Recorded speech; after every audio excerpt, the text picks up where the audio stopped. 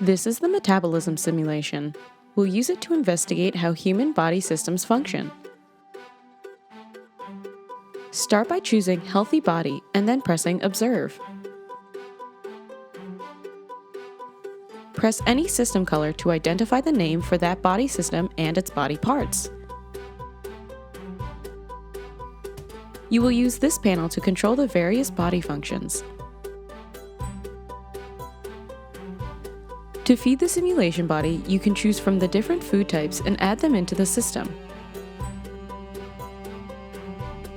Use these sliders to change the activity level or amount of digestive enzymes in the body. You can also stop the body's heart and breath.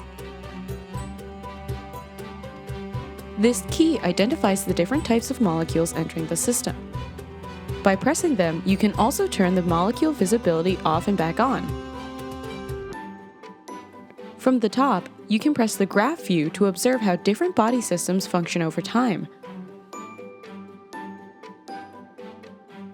At any time, you can pause or speed up the simulation by pressing the pause button or using the speed drop-down menu. If you need to start over, use the reset button.